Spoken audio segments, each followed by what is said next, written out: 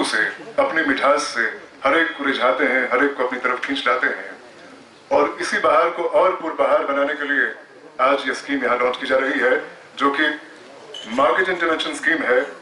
महकमा horticulture planning and marketing और नेफेड की मिली जुली काविशों का नतीजा, और जो जैसा कि मैंने पहले अर्ज किया कि रियासत के मालिकाने बागात के लिए गैर मामूली अहमियत की हामिल साबित होगी। तो जो सेंटिमेंट, जो जज्बा हम इस स्कीम से वाबस्ता करते हैं, बिलखुसूस और हॉर्टिकल्चर के शोबे से बेलमूम, उस जज्बे की आबियारी हो। अब मेरी गुजारिश है गवर्नर साहब से कि वो इस जो मेवा यहाँ पे रखा और हमारी सरकार के चीफ सेक्रेटरी रुए रवा DVR सुब्रमण्यम जी, श्री बशीर अहमद खान, जब हम करके लड़ते थे, चूंकि दाम सही तय नहीं होता था।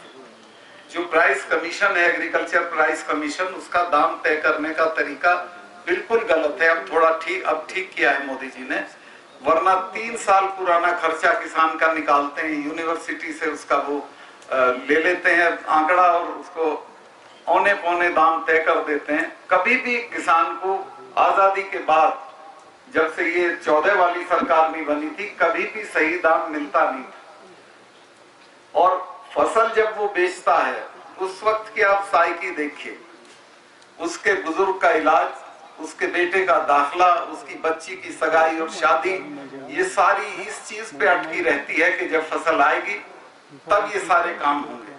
और फसल आती है तो जो उसको दाम मिलना चाहिए, जो सरकार द्वारा निर्धारित दाम है, वो भी नहीं मिल पाता है। आज भी मैं सेफली कह सकता हूं कि 70% फसल डिस्ट्रेस सेल में जाती है। वो मजबूरी में मंडी में लेके जाता है, मंडी में उसका सामान रख लिया जाता, कहा जाता अच्छा 2-3 दिन बाद आ जाना। और फिर मंडी का जो मैकेनिज्म है वो एंटी फार्मर, जो दाम तय होता है उस बेचारे को, चूंकि उसकी तो समस्याएं होती हैं, उसको दाम लेना पड़ता है। मुझे इस बात की खुशी है कि कश्मीर में, जहां पूरी दुनिया का 2nd लार्जेस्ट एरिया एप्पल के प्रोडक्शन में लगा हुआ है, जम्मू कश्मीर पूरे हिंदुस्तान का 75% एप्पल पैदा करता है।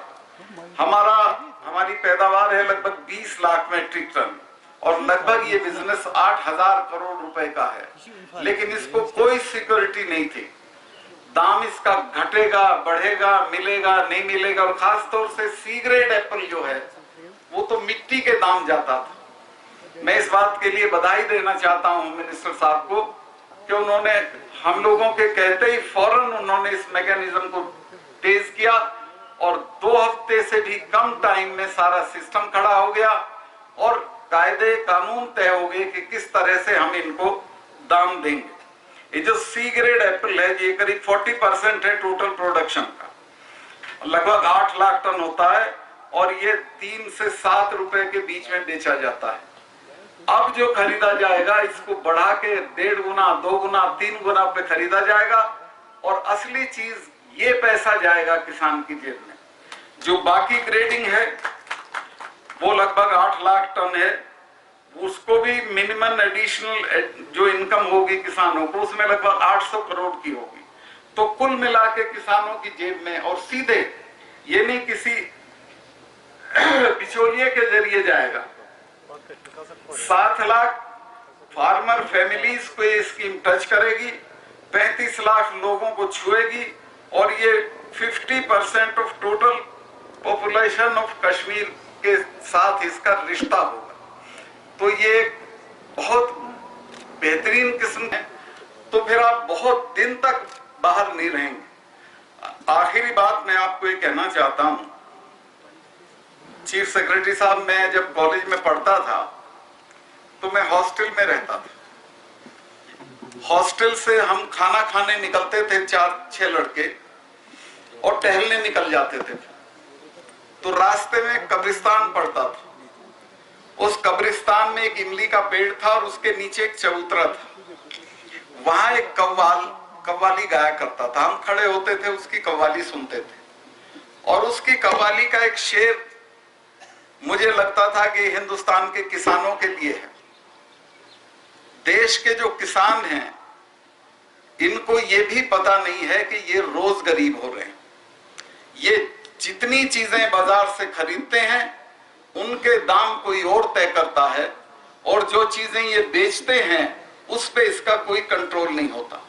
लिहाजा आज से 10 साल पहले जितने चावल में जितना कपड़ा मिलता था, जितनी सरसों में जितना नमक मिलता था या डीजल मिलता था, आज वो उसका आधा मिलता है। किसान की परचेजिंग पावर कम हो रही है, वो गरीब हो रहा है, लेकिन उसको पता ही नहीं है गरीब हो रहा है, क्योंकि वो तो मिट्टी में बेचारा लगा रहता। मैं पंजाब में एक जगह भाषण कर रहा था और मैंने उसे बताया कि ये हाल है तुम्हारे, तो एक बुजुर्ग खड़े हो गए, उन्होंने कहा बेटा हम तो हिसाब लगाते नहीं है, आप ये मेहरबानी करके बात मत बताना कहीं। क्यों? कहने जिस दिन हमें ये पता चल जाएगा हम तो पंखे से लटक जाएंगे। तो बहुत बुरी हालत में देश का किसान रहा है। मुझे इस बात की खुशी है कि जो बीजेपी का घोषणा पत्र लिखा जा रहा था, तो मोदी जी ने ये किसानों वाला खेती का सेक्शन मेरे जिम्मे किया था, मैं कन्वीनर था। हम 2-3 लोग बैठे थे, मैंने कहा कि इसमें हम वो स्वामीनाथन कमेटी की सिफारिश डाल दें जिसमें पैदावार प्लस 50% तय है। तो 2-1 दोस्तों ने कहा कि डाल तो दोगे लेकिन पार्टी में मंजूर भी हो जाएगी ये। मैंने कहा तुम्हारे हाथ में आज कलम आई है, इसको तुम डाल दो, मनवाना हिंदुस्तान का किसान जानता, और खासतौर से उत्तर भारत का किसान जब फसल आती है तो सड़कों पे बैठ जाता है जाकर और अपनी बात मनवा लेता है। थोड़ा लड़ना आप भी सीखो उस तरह का अपने दाम के लिए। तो वो जो मैं बहक गया, कोई जरूरत नहीं है। आप इतनी गर्मी में इतनी देर बैठे रहे, मैं आपका बहुत बहुत शुक्रिया अदा करता हूं और उम्मीद करता हूं कि ये इतना एक पवित्र काम शुरू हुआ है, ये सही से होगा, इसमें सब सहयोग करेंगे और किसान खास तौर से वो ये समझ लें। और मैं आप लोगों से भी कह रहा हूं, इतिहास का पहिया कभी जो चल जाता वो उल्टा नहीं घूमता। इस वक्त दिल्ली में इतनी हमदर्दी आपके लिए है, जो चीज आप कहोगे वो मिलेगी।